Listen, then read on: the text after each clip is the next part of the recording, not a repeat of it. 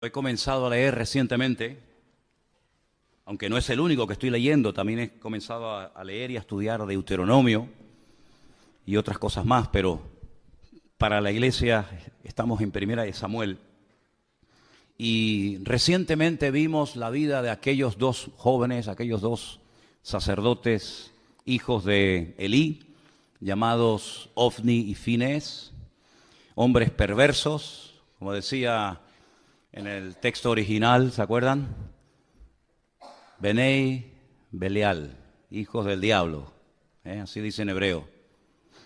Y qué interesante, cuando terminábamos un culto un día y nuestra hermana Beatriz me decía, tengo un micro secreto, algo que he descubierto de la Escritura, cuando el sacerdote Elí le dice a aquella mujer llamada Ana, digiere tu vino, mujer ebria, ella le dice, yo no soy una hija de Belial, Yo lo que soy es una mujer acongojada, con problemas, con luchas internas y con un gran dolor en mi alma, porque hasta el día de hoy he querido ser madre y no he podido. Y yo estoy derramando, le dice ella al sacerdote Elí, mi alma delante del Señor. Entonces el sacerdote Elí la despide en paz y le dice, bueno, que el Señor te conceda la petición de tu corazón. Y ella se va y al poco tiempo queda embarazada y da a luz nada más y nada menos que al que escribió estos libros, Primera y Segunda de Samuel. Digamos que sería el último juez, esa larga lista de jueces. Samuel es el último en la lista, un hombre que estuvo 40 años juzgando al pueblo de Israel. Y en el capítulo 4, después de hablar al pueblo y después de bendecirlo, etc., Israel toma la iniciativa de lanzarse a la guerra nada más y nada menos que contra los filisteos. Dice el versículo 1, por aquel tiempo salió Israel a encontrar en batalla a los filisteos. Los filisteos no le estaban atacando. Fueron ellos los que dijeron, vamos a atacar, vamos a encontrar, vamos a ponernos en el camino y vamos a hacerle la guerra a los filisteos. Y dice que Israel acampó junto a un lugar llamado Ebenezer, la piedra que me ayuda, o como algunos han traducido, hasta aquí nos ha ayudado el Señor. Y los filisteos acamparon en Afec, lugar que significa la fortaleza. Ahí estaban uno enfrente del otro, el valle en el centro. Y es terrible porque dice que los filisteos vencieron a Israel. Miren lo que dice el versículo 2. Los filisteos presentaron la batalla a Israel y trabándose el combate, Israel, el pueblo de Dios, fue vencido. Y dice que huyeron de la batalla y en aquel día murieron como 4,000. 4,000 personas. Ahora, yo no sé quién se encargaba de contar a los muertos, pero contar 4,000 cadáveres tiene que ser un trabajo tremendo, ¿no? Pero es que no solamente murieron 4,000, después vamos a ver que murieron muchos más. Y la cuestión está, ¿cómo es posible que el pueblo de Israel, que en aquel momento era el pueblo escogido por el Señor, perdieran una batalla frente a enemigos como los filisteos, que eran paganos, eran idólatras? Su dios principal era Dagón, tenía la forma de un pez, como si fuera una sirena, aunque tenía cara de hombre. ¿Cómo es posible que perdieran frente a un enemigo tan malo y tan perverso como los filisteos? El pueblo de Dios. Bueno, en primer lugar vemos que el Señor no le dijo en esta ocasión a Israel que fueran a pelear contra los filisteos ni contra nadie. Y eso es algo muy importante. Es algo que hay que tener en cuenta, ¿saben? No se meta donde Dios no lo llama, hermano. No empiece a meterse en cosas, ahora voy a hacer esto, ahora voy a hacer aquello, sin tener instrucciones específicas de parte del Señor. Porque vas en tu nombre, vas por impulso, vas en la carne, y eso a la larga te pasa factura. ¿Quién le dice a Israel, váyanse a la guerra y peleen contra los filisteos? Nadie. No es como en otras ocasiones que Dios habla y Dios revela su plan y su propósito al pueblo, sino que en esta ocasión Israel dice, vamos a pelear. En un golpe de impulsividad o de emoción, vamos a pelear contra los filisteos, que era una nación, que era un pueblo que estaba en la costa mediterránea, tremendamente poderoso, y se metieron en una batalla sin prepararse espiritualmente. Si no solamente no tienen una palabra específica del Señor, sino que no están preparados espiritualmente. Es más, si uno analiza el estado espiritual de Israel en aquel tiempo, no era el mejor, sino más bien todo lo contrario, era cuando peor estaban. Fíjense cómo estaba el liderazgo. Ofni y Fines, sacerdotes perversos, corruptos, que violaban a las mujeres en la puerta del tabernáculo en Silo. Personas que abusaban de su puesto como sacerdotes, quitándole a la gente ofrendas a la fuerza. El pueblo estaba en un momento terrible. No había comunión, no había relación con el Señor. El único del cual habla bien el Señor en aquel tiempo era de Samuel. Pero del pueblo, el pueblo estaba fatal. Y cuando una persona no está bien espiritualmente, ¿cómo se le ocurre meterse en batallas y meterse en terrenos donde para meterte, primero Dios te tiene que decir, métete. Y segundo, Dios te tiene que preparar espiritualmente para que no caigas herido y hagas el ridículo. Y encima, en tu mala decisión, puedas arrastrar a otras personas. Miren cómo murieron en el primer encuentro, en el primer encontronazo, 4,000 hombres. El título del mensaje de hoy es Decisiones equivocadas. Decisiones equivocadas pueden llevarnos a la ruina, a nosotros, y a países enteros, y a iglesias enteras, y a familias enteras. Y lo que me llama la atención es que se sorprenden, encima se sorprenden porque han perdido. Miren, por ejemplo, lo que dice el versículo 3. Cuando volvió el pueblo al campamento, los ancianos de Israel dijeron, ¿por qué nos ha herido hoy el Señor delante de los filisteos? Mientras yo leía esta mañana esta porción, esta pregunta más bien, ¿por qué? ¿Por qué nos ha herido el Señor? ¿Por qué los filisteos hoy nos han ganado? Me venía a la mente, pero así, otro hombre de Dios que un día cuando perdió una batalla le hizo la misma pregunta al Señor. ¿Por qué hemos perdido hoy la batalla? Déjenme que les lea un versículo. Preste atención. Josué rompió sus vestidos y se postró en tierra sobre su rostro delante del arca del Señor hasta caer la tarde. Y los ancianos de Israel echaron polvo sobre sus cabezas. Y Josué le dijo al Señor, ¿por qué nos ha vencido hoy el enemigo? La misma pregunta, ¿por qué nos ha sucedido esta tragedia hoy en Israel? ¿Por qué nos has entregado en las manos de los amorreos para que nos destruyan? Ay, Señor, ¿qué le diré? ¿Qué dirán que Israel ha vuelto sus espaldas delante de los enemigos? Porque los cananeos y los moradores de esta tierra oirán y nos van a rodear y borrarán nuestro nombre sobre la faz de la tierra. Y entonces, ¿qué harás tú con tu gran nombre? Pero espérense, la diferencia entre la pregunta que le hace el pueblo de Israel al Señor en 1 Samuel 4 y la pregunta que hace en Josué capítulo 7, Josué al Señor, es muy diferente, porque unos no esperan que Dios responda. Cuando tú haces una pregunta, espérate a que se te responda. No preguntes y respondas al momento, sino infórmate, cerciórate si lo siguiente que quieres hacer es lo correcto o vas a seguir metiéndote más en líos. Sin embargo, con Josué fue diferente, porque él rasga sus vestiduras delante del Señor. Él dice, ¿cómo es posible que ayer le ganamos a los de Jericó, una ciudad inmensa, y hoy nos vamos a pelear contra una población, una localidad muy pequeñita llamada Jai, y perdemos? ¿Cómo es posible que al grande le ganemos y al chico perdamos? Y ahora Dios habla y le dice, escuchen, el Señor le dice a Josué, levántate, ¿por qué te postras sobre tu rostro? Israel ha pecado y aún ha quebrantado mi pacto que yo les mandé y también han tomado del anatema y hasta han hurtado, han mentido y lo han guardado en sus enseres. Por esto los hijos de Israel no podrán hacer frente a sus enemigos, sino que delante de sus enemigos volverán las espaldas.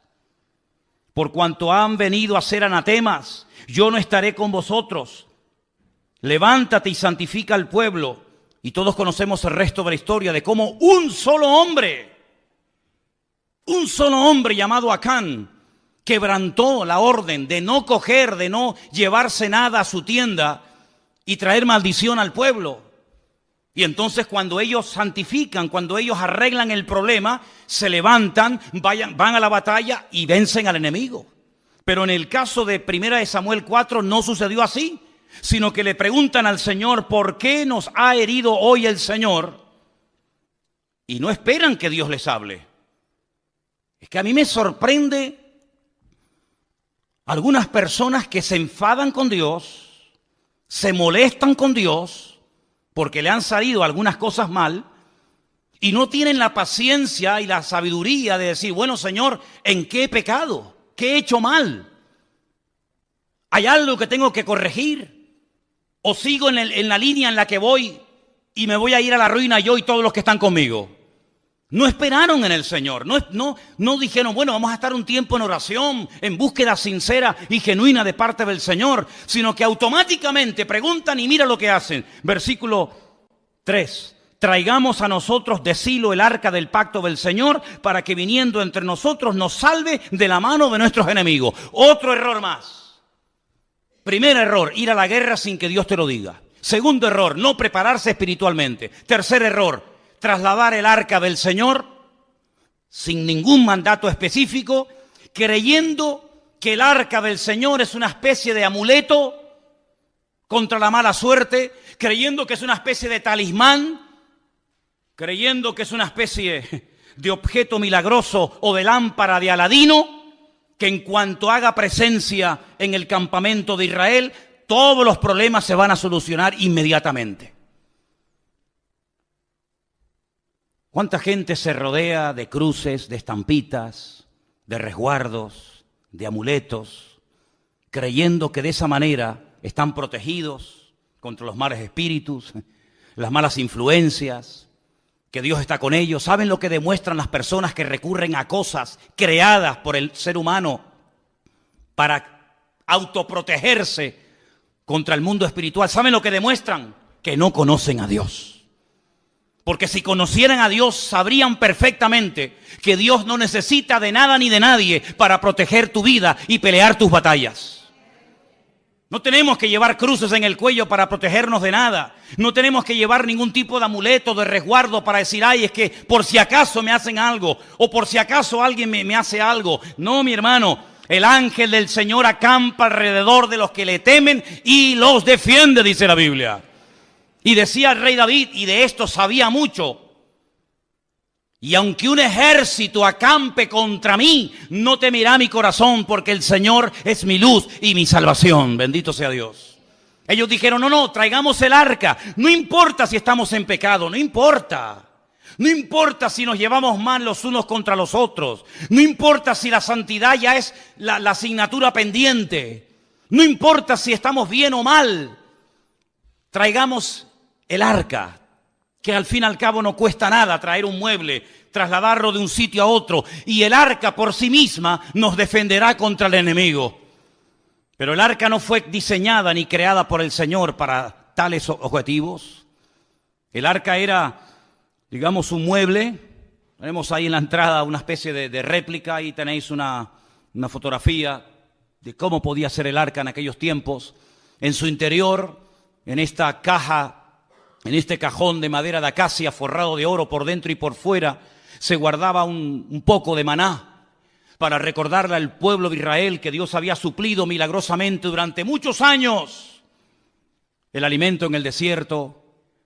Se guardaban las tablas de los 10 mandamientos, las que rompió Moisés la primera vez y la segunda, que estaban intactas en su interior. Y también la vara de Aarón también se guardaba cerca de este arca.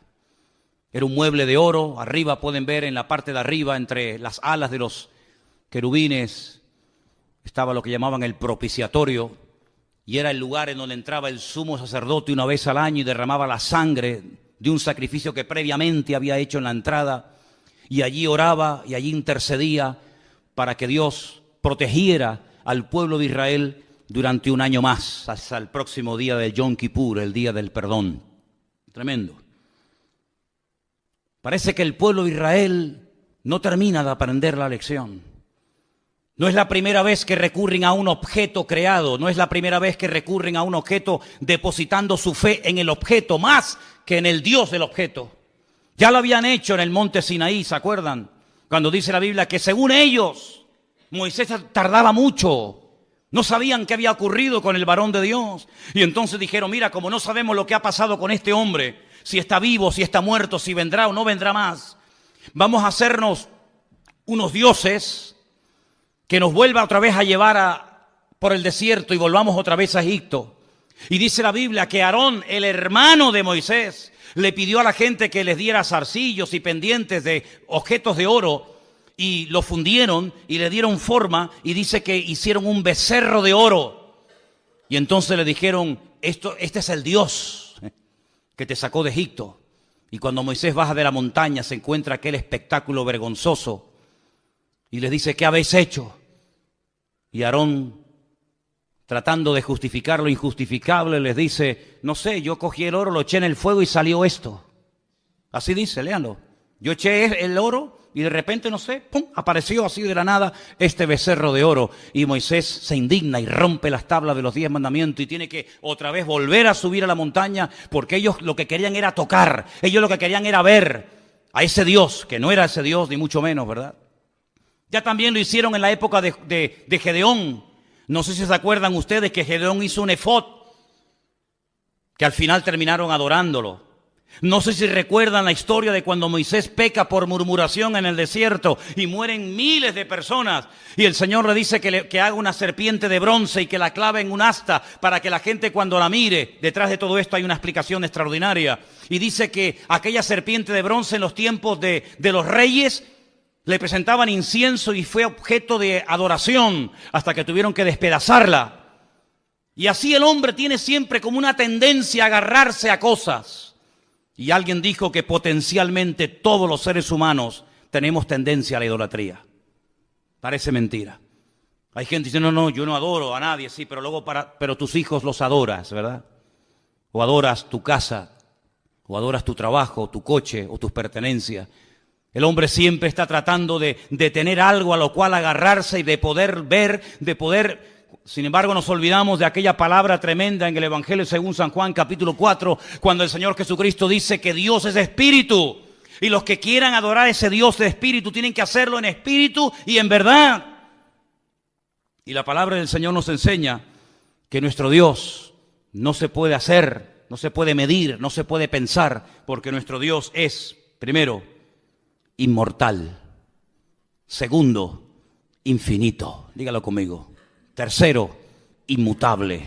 Cuarto, inalterable. Quinto, incomparable. Sexto, inigualable. Séptimo, inescrutable. Y así podríamos estar toda la noche enumerando características de nuestro Dios.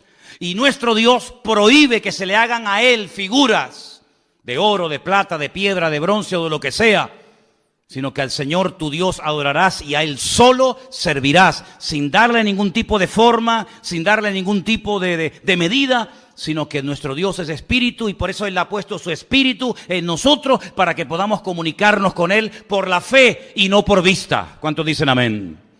Pero Israel cayó en la torpeza de creer que porque venía el arca al campamento, lo cual trajo aparentemente mucho júbilo y mucho grito, pero solamente fue eso. Mucho grito, nada más. Hay algunas iglesias que a veces dicen, demos un grito de júbilo. Y después del grito de júbilo, ¿qué queda? Porque aquí gritaron, y dice que gritaron tanto que el enemigo se asustó. Y dice que gritaron de tal manera y con tal volumen que dice que la tierra tembló. Pero no hubo cambios en el mundo espiritual, era todo emoción. Es como cuando dice la Biblia que aquellos huesos comenzaron a unirse el uno al otro y lo único que había era ruido, mucho jaleo, pero no había espíritu, no había presencia divina en lo que estaba ocurriendo en aquel lugar. Y en todas nuestras acciones, en todo lo que hagamos, pensemos o planeemos, no solamente tenemos que buscar la expectativa, el ruido, la apariencia, sino tener el aval y el respaldo divino de que Dios está detrás de la obra o de la palabra o de la acción que estoy haciendo. ¿Cuántos dicen amén? El mismo Señor Jesucristo dice, lo que yo digo y lo que yo hago, no lo hago por mi propia cuenta, sino que hago y digo lo que el Padre me autoriza y me ordena que haga y que diga. Eso es un sometimiento total y absoluto a la voluntad divina, en palabras y en acciones, pero en estos nada que ver. Se quejan porque Dios nos ha abandonado, porque el enemigo se ceba con nosotros, pero escuchen, si vamos un poquito más adelante, por ejemplo, al versículo 10, cuando ellos ya se creen fuertes porque ya tienen el arca de la alianza entre ellos, dice, pelearon pues los filisteos, y otra vez dice, terrible, Israel fue vencido. Ya es la segunda vez. Primera vez te dio una paliza y 4,000 hombres perdieron la vida. Y no aprendes, no hay manera, Vas de mal en peor y sigues y sigues y sigues. Pero ¿cuándo nos vamos a dar cuenta que lo natural es un reflejo de lo espiritual? ¿Cuántos millones de veces tengo que decir lo mismo? Que cuando las cosas van mal, Dios te está dando un mensaje que tienes que saber interpretarlo y tienes que pararte y preguntarle al Señor, Señor, ¿qué está ocurriendo? Porque no es como el mundo dice, bueno, es mala suerte, es una mala temporada, no. Sino que la palabra del Señor nos da principios concretos y específicos para que la victoria no sea algo casual, algo esporádico, sino sea la tónica habitual de nuestra vida. Y cuando en mi vida no hay victoria, cuando en mi vida lo único que hay son desgracias, follones, peleas, divisiones, enfermedades, conflictos, etcétera, etcétera, tienes que pararte, querido. Y tienes que preguntarle a tu Dios, que dicho sea de paso, es un Dios de amor, que quiere lo mejor para sus hijos. Señor, ¿qué estoy haciendo mal? No como esto que le decían, ¿por qué nos has abandonado? No, el problema no está que Dios les ha abandonado. El problema es que ustedes han abandonado a Dios. No le eches la culpa a Dios. Como dicen los inconversos que todos conocemos, ¿y si Dios es tan bueno? ¿No has encontrado gente así? Bueno, si Dios es tan bueno, ¿por qué se mueren los niños de hambre? ¿Y por qué hay guerras por aquí?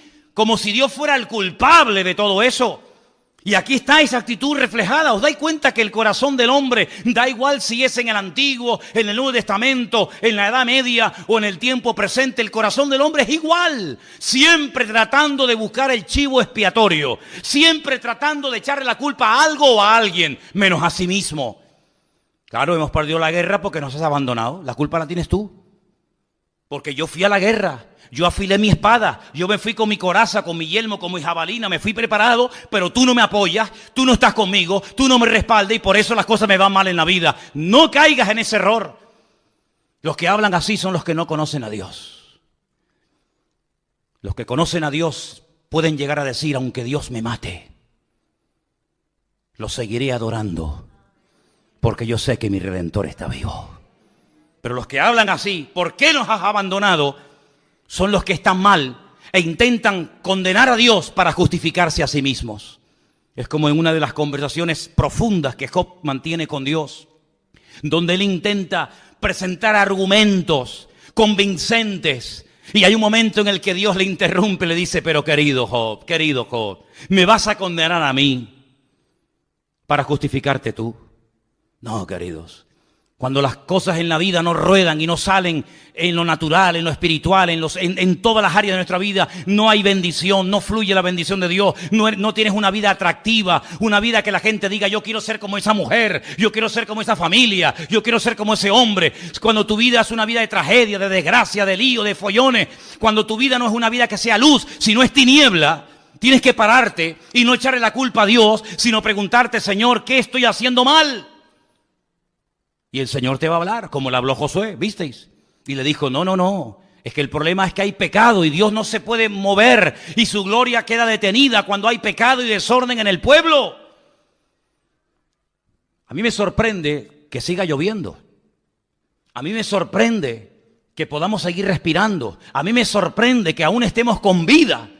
Y no es por nuestros méritos, sino es por la misericordia y por la gracia de nuestro Dios, ni más ni menos. ¿Estamos de acuerdo, hermanos? Vuelven a pelear y miren lo que pasa. No han aprendido. Hermanos, si no aprendemos de la historia, la volveremos a repetir. Así dijo David Ben-Gurión, primer presidente de Israel. Si no aprendemos de la historia, volveremos a repetir los mismos errores. Y me da la impresión de que hay muchos líderes políticos a nivel mundial que no han aprendido de la historia y que vuelven otra vez a repetir la historia y los mismos errores, y aún peor que en el pasado. Pelearon los filisteos, Israel fue vencido, huyeron cada cual a sus tiendas y fue hecha muy grande mortandad, pues cayeron de Israel 30.000 hombres de a pie. Primeramente habían caído 4.000. Ahora 30.000, ya van 34.000 muertos. Pero cuando tú abres una brecha al pecado, el pecado siempre va más, es como un cáncer. El cáncer no va menos. El cáncer cada vez va más, amigo.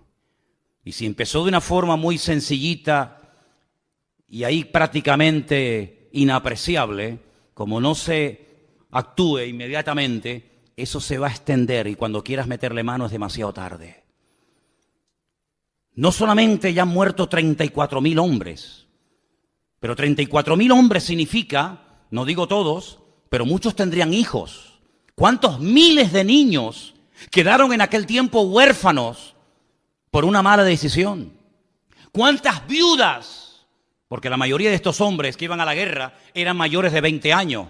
De hecho, si no tenían 20 años o más, no podían ir a la guerra. Y a esas edades, la mayoría de los hombres ya estaban casados. Es decir, que no solamente quedaron miles de niños huérfanos, sino miles de mujeres quedaron viudas por una mala decisión. Pero no solamente fue eso, sino dice que en aquel segundo encuentro de Israel contra los filisteos, los dos hijos del sacerdote Elí murieron. Ofni y Fines. Versículo 17.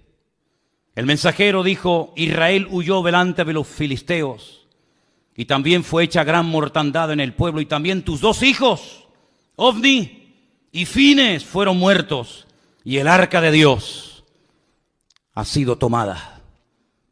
Ya están muriendo hijos por culpa de los padres. Ya no solamente son los padres los que mueren, también son hijos los que están muriendo por las malas decisiones de los padres. Jesús dijo en una ocasión una palabra tremenda, que a veces se cita así muy a la ligera, y no nos paramos a pensar en la profundidad que contiene la misma. Él dijo: los tropiezos, no os engañéis, siempre vendrán. Es como cuando dijo: los pobres siempre estarán en el mundo. Cuando queráis podéis ayudar a los pobres.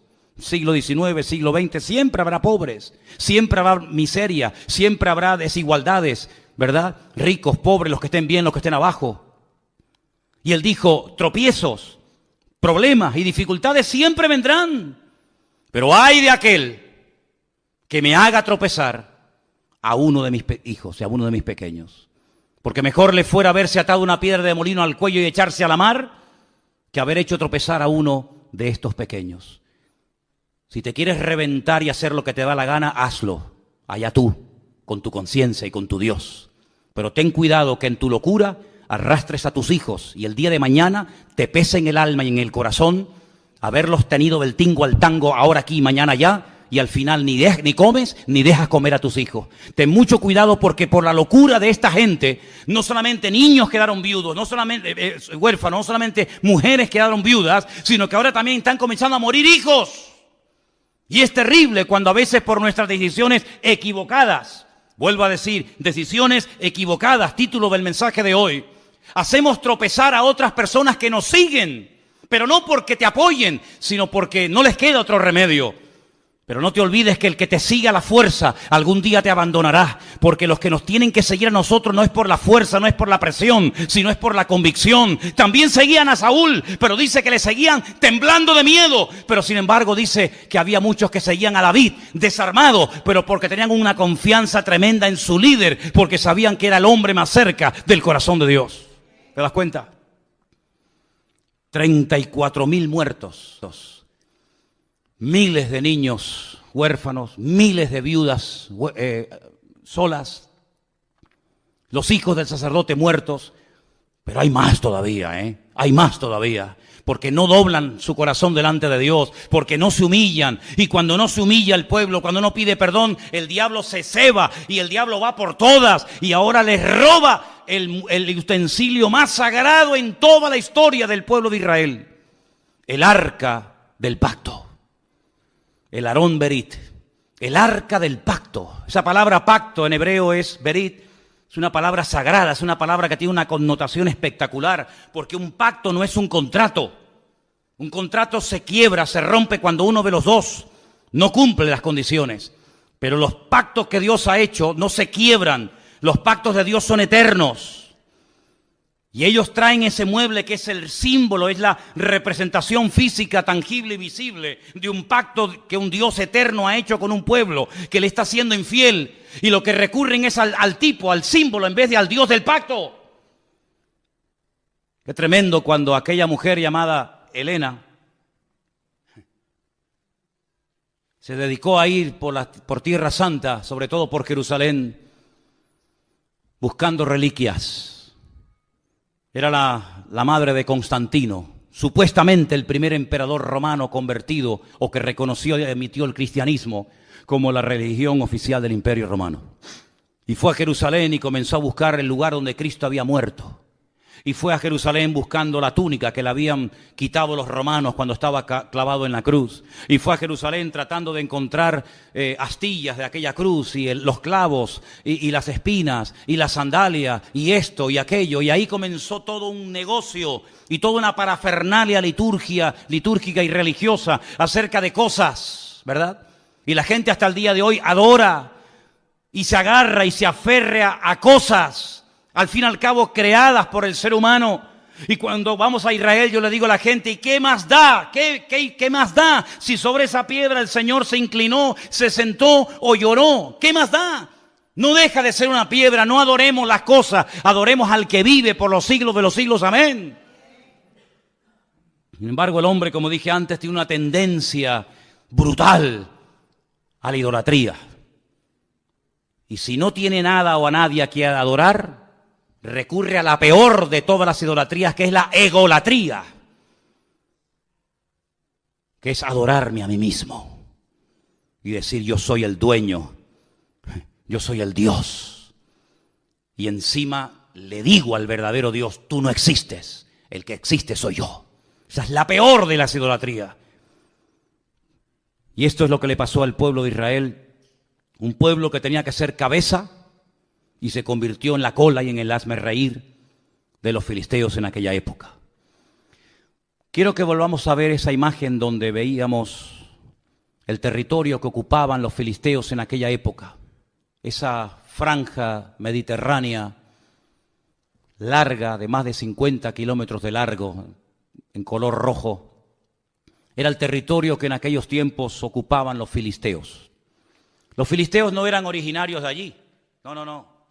Los filisteos eran un pueblo, la mayoría de los historiadores dicen que puede ser que vinieran de la isla de Creta. No eran oriundos de Canaán, eran de otro lugar que decidieron trasladarse en barco y tomar posesión de esas ciudades tan importantes que hasta el día de hoy existen. Por ejemplo, tal vez la ciudad más famosa que tenía los filisteos en aquel tiempo, que sigue existiendo hoy en día, es la ciudad de Gaza. ¿Quién no ha oído hablar de la franja de Gaza? A continuación estaba la ciudad de Askelón, donde murió ¿quién? Sansón, en el templo del dios Dagón. A continuación estaba la ciudad de Asdod. Estamos hablando de ciudades preciosas. He tenido la oportunidad y el privilegio con Elena de visitarlas. La ciudad de Askelón es una belleza de ciudad. Asdod, ni te imaginas. A continuación estaba Ecrón y a continuación estaba Gat. Son las 5 ciudades de los filisteos. Las 5 piedras que David cogió del arroyo era para matar a los 5 gigantes de las 5 ciudades más importantes del Mediterráneo, en aquel tiempo dominadas por los filisteos: Gaza, Asdod, Askelón, Ecrón y Gat. Ellos controlaban la salida y la entrada de mercancías. Los puertos principales, los puertos que en aquel momento operaban, estaban allí. Y ellos podían otear al horizonte las naves que venían con suministros y también controlaban la mercancía que salía del país. Es decir, los filisteos eran expertos en oprimir la economía del país. Eran expertos en decir, esto entra o esto no entra. Esto sale o esto no sale. Es decir, no eran enemigos que solamente peleaban cuerpo a cuerpo con Israel, sino eran enemigos que atacaban el suministro de mercancías, ¿verdad? Toda la infraestructura de los filisteos era precisamente evitar que económicamente el país prosperara, porque ellos eran los que permitían o impedían que las mercancías entraran o salieran del país. Qué interesante, ¿verdad? Cómo cada uno de los enemigos que se afincaron en la tierra de Canaán, cada uno de ellos tenía su característica. Qué tremendo cuando aquel filisteo desafía al pueblo de Dios. Lo vamos a ver más adelante en estos próximos días en el libro de Samuel. Y cómo David reconoce, cómo David discierne espiritualmente que detrás de ese gigante, detrás de esa masa de carne, detrás de ese hombre natural, hay un poder, un principado espiritual que lo que intenta es ahogar y lo que intenta es amedrentar y asustar al pueblo de Dios. El arca es robada, se la llevan los fariseos a su tierra. No es que obraran mejor que los israelitas, pero a veces, escúchame bien, los inconversos son el látigo que Dios utiliza para tratar con tu vida. Escucha bien esto que te acabo de decir. Tal vez lo has oído o tal vez la primera vez en tu vida que un pastor te dice esto.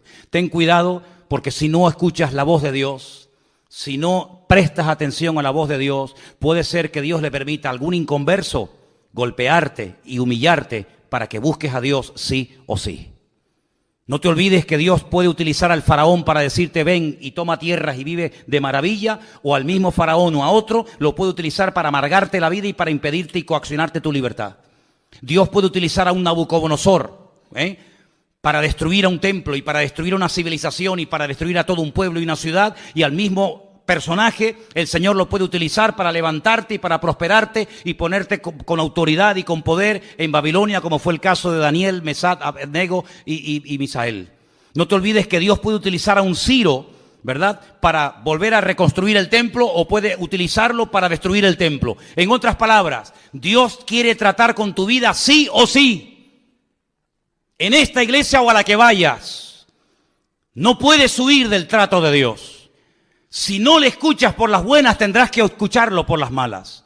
Si no le atiendes por lo espiritual, te tocará la fibra física. Y si no la mente, y si no la economía, y si no la familia, pero sí o sí, Dios no se va a detener, sino que Dios tiene un propósito y un diseño para nuestra vida, y Él puede utilizar al jefe que te paga no pagándote, o puede utilizar al jefe que te paga para bendecirte y para ayudarte, o para amargarte la existencia y la vida, y puede utilizarlo para ponerte en el puesto de trabajo que anhelas y quieres tener, o para ponerte en el sitio donde jamás en tu vida te gustaría entrar y pisarlo. En otras palabras, Dios puede utilizar el martillo, la mula, el perro, el sol, la luna, las estrellas o lo que haga falta. Pero a Dios no lo va a detener nada ni nadie, porque Dios dice que no parará de obrar en nosotros hasta que Él venga a buscarnos y quite nuestras arrugas y quite las manchas de nuestra vida. ¿Cuántos dicen amén? Por eso, queridos hermanos, entremos por las buenas en el trato de Dios, porque yo dije en una ocasión, y creo que algunos lo recordarán, que al listo, con una simple mirada, capta el mensaje. Pero al tonto, ni tirándole piedras, se entera de la película. Era como antiguamente, los padres miraban a los hijos y le transmitía telepáticamente un mensaje que el chiquillo interpretaba al momento.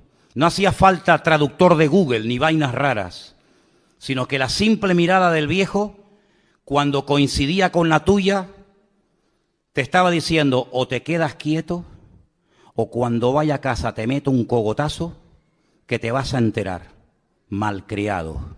Todo eso te lo decía con la mirada. Hoy en día te manda WhatsApp, abre una página de Facebook tu viejo, te manda todo lo que quiera y no te enteras. Vamos a leer algunos versículos interesantes. Proverbios 3, del 31 en adelante. Proverbios capítulo 3, si me los ponen casi mejor. 31 al 33, perfecto. Proverbios 3, del 31 al 33. No envidies al hombre injusto. ¿Conoces a alguien que se porta injustamente contigo? ¿No? Bueno, yo sé que ustedes siempre están en otro nivel, están en una dimensión espiritual a la que yo todavía no he llegado, pero si algún día conoces a alguna persona injusta que le va bien, tiene un buen coche y tal y cual, dice, no lo envidies, no tengas envidia del injusto, ni escojas ninguno de sus caminos, porque el Señor abomina. ¡Ay! Nos habían dicho que Dios ama al pecador y aborrece el pecado. ¿No nos habían dicho eso? Pues es que eso no está en la Biblia. No, hermano. La Biblia dice que Dios ama al pecador, pero aborrece el pecado. ¿Y dónde está eso? Eso no es en la Biblia. Eso se lo inventaron yo no sé quién. Yo lo que leo es que Dios abomina al perverso. ¿Cómo va a amar Dios a un violador de niños? Tendrá que arrepentirse de su pecado para cambiarlo y para hacer algo en su vida. Pero mientras no se arrepienta, el violador, el asesino, el ladrón, el injusto, etcétera, etcétera, dice, Dios lo abomina. Abomina al perverso. Pero su comunión íntima, ¿con quién es? Con los justos. Y el 33, porque la maldición de Dios, ay amigo, ahora se va a dar cuenta porque hay gente que está así. Porque la maldición de Dios es real, es tan real como la bendición de Dios, igual. La maldición de Dios, ¿dónde está? En la casa del impío, de los que le han dado la espalda a Dios. Pero Él bendecirá la morada, la casa de los justos.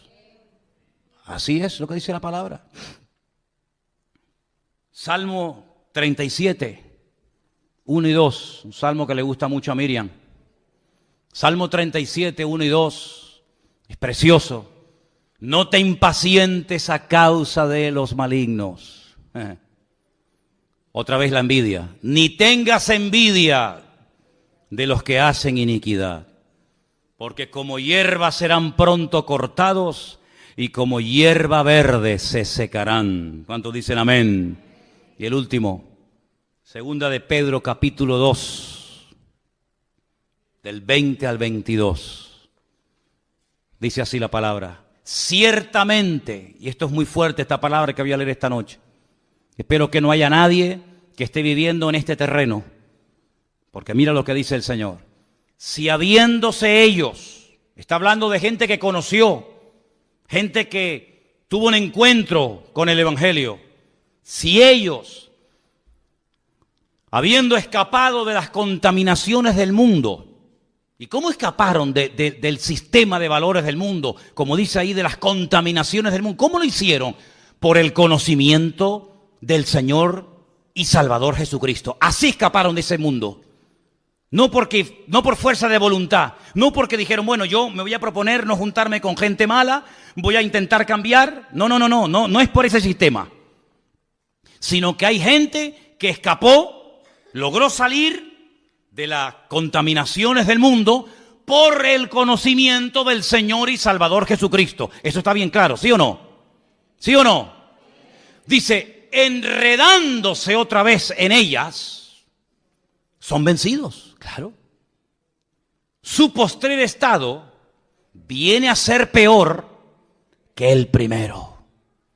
Porque mejor les hubiera sido no haber conocido el camino de justicia,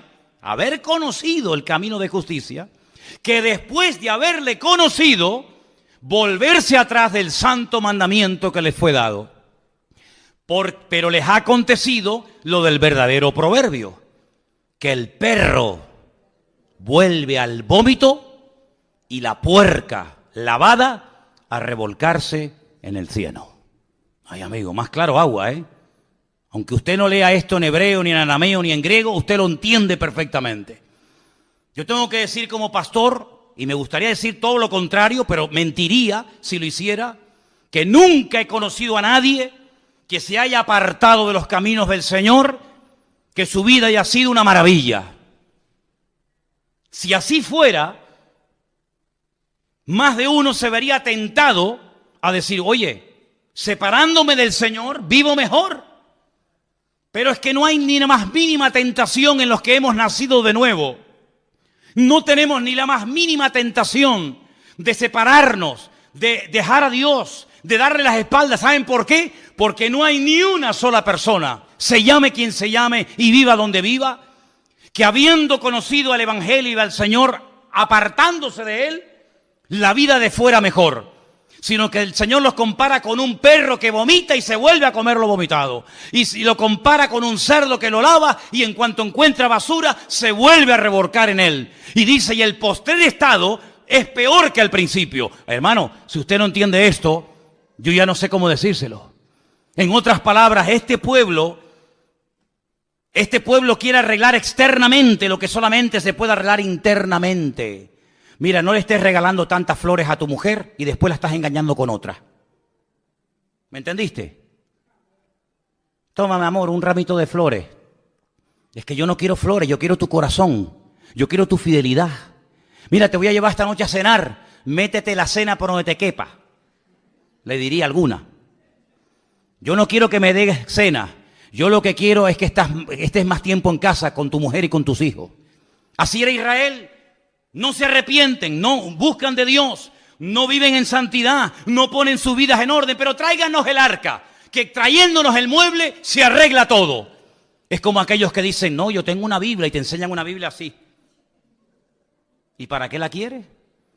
Y el crucifijo, y el rosario, y tantas cosas externas, que lo único que hacen es dar una pincelada de cristianismo, pero tu corazón está lejos. Como decía el Señor, aquellos fariseos de la época, con su boca me adoran, pero su corazón está lejos de mí. Y su temor de Dios no es más que puro mandamiento aprendido de memoria, de padres a hijos, de generación en generación. El Señor, que lo que busca, señales externas, o que verdaderamente cambiemos y hagamos frutos dignos de arrepentimiento. ¿Qué les parece, hermanos? Pues eso es lo que buscaba el Señor en este pueblo en aquel tiempo, y lamentablemente no lo encontró. Quiero terminar contándoles una historia real de un hombre que era científico y viendo cómo estaba el mundo tan deteriorado, tan pésimas condiciones, intentó en su laboratorio encontrar la respuesta a los males del mundo. Y ahí estaba de noche y de día con sus fórmulas químicas y matemáticas y esto y aquello, tratando de encontrar algo, no sé, algo, una pastilla, un remedio para los problemas del mundo. Pasaba horas y días, semanas enteras en su laboratorio, tratando de encontrar el remedio para los males del mundo. Y cuando estaba allí metido con todo su trabajo y con toda la faena, de repente entra en el laboratorio su niño pequeño de 6, 7 años, revoltoso, toqueteando, jugueteando con todo. Y el padre sabe que no va a poder seguir trabajando porque el chiquillo era muy inquieto. Y entonces no se le ocurre otra cosa al padre que coger una revista donde hay un mapa del mundo, lo arranca, la corta en pedacitos y le dice al niño, toma, tú solo, quiero que arregles el mundo, quiero que pongas cada continente y cada ciudad en su sitio, cada país en su sitio.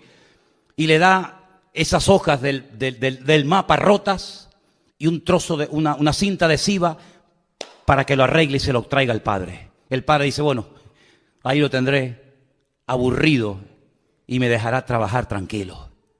Al poco rato, el niño se acerca al padre y dice, papá, ya está todo arreglado. El padre le dice, no puede ser, no puede ser. A ver, muéstrame qué es lo que has hecho. Y efectivamente, le muestra el mapa perfecto, todo pegadito con cinta adhesiva, cada país en su sitio, cada continente en su sitio, todo en su lugar. El padre se queda sorprendido y le dice, pero hijo, ¿cómo has sido capaz tan rápido sin conocer tú al mundo, sus ciudades, sus países, sus continentes, ¿cómo has sido capaz de arreglarlo tan rápido? Y le dice, papá, es que yo no sé arreglar el mundo, pero cuando arrancaste la hoja, yo vi que por detrás había la figura de un hombre.